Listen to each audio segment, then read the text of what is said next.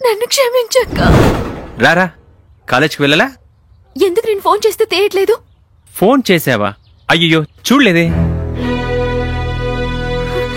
అరే అవునే, సైలెంట్ లో పెట్టాను, అందుకే చూడలేదు. సరే విషయం ఏంటో చెప్పు. చూడు, మన విషయం మా అక్కతో చెప్పేశాను. దయచేసి డిలీట్ చేసే ప్లీజ్. ఉండని కౌసల్య, నా దగ్గర ఉంది, ఎవరికి చూపించను. ఎందుకు భయపడుతున్నావు? వద్దు, డిలీట్ చేసే ప్లీజ్. ఉండని, ఒక సేఫ్టీకే కదా. నువ్వెంత టార్చర్ చేసావు. అంటే అంతే. ఇప్పటికి కూడా నువ్వు నమ్మలేదంటే రేపు నా శవాన్ని చూస్తావు.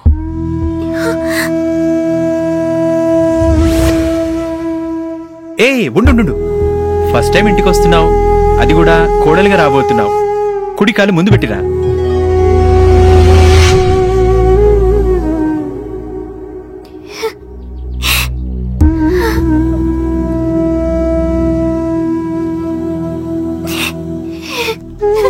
నాకు తెలియకుండానే వీడియో తీశాడక్క. ఆ వీడియో పెట్టుకుని బ్లాక్ మెయిల్ చేస్తున్నాడు. ప్లీజ్ అక్క, ఏదో ఒకటి చేయక్క ప్లీజ్.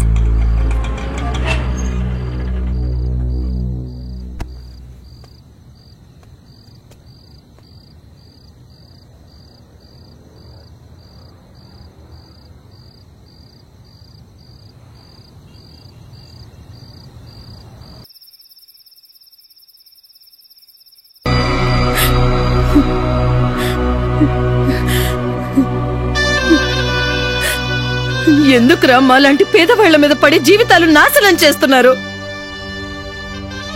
మీ డబ్బును వాళ్ళ పొగరెందుకురా అమ్మాయిల మీద చూపిస్తున్నారు? ఎవరు జీవితం కోసం చదువుకుంటున్నారు, ఎవరు టైం పాస్ కోసం చదువుకుంటున్నారని తెలుసుకొని మీ బుద్ధి బయట పెట్టండి రా, పోరంబోకు కుక్కల్లారా.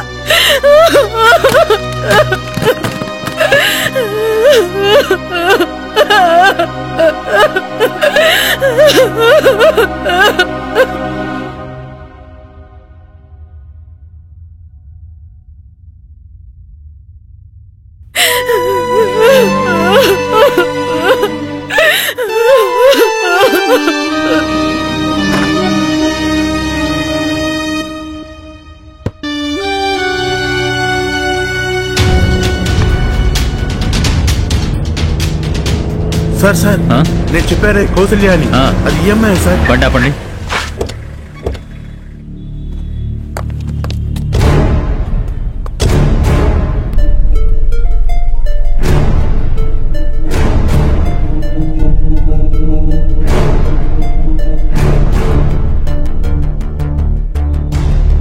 జాన్ గారు చెప్పండి సార్. మీరందరూ బండెక్కండి.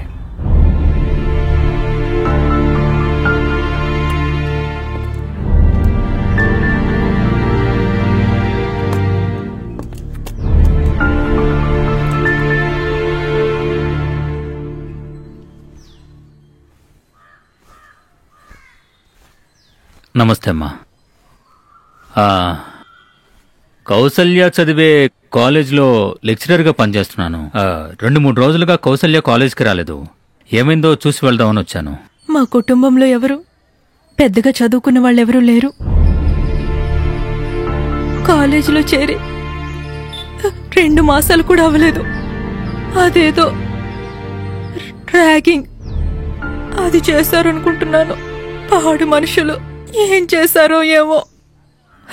సాయంత్రం ఇంటికొచ్చింది. ఏంటమ్మా అని అడిగాను. ఏమీ చెప్పలేదు. అదే రోజు ఊరేసుకొని నా బిడ్డ ఊరేసుకొని చనిపోయింది.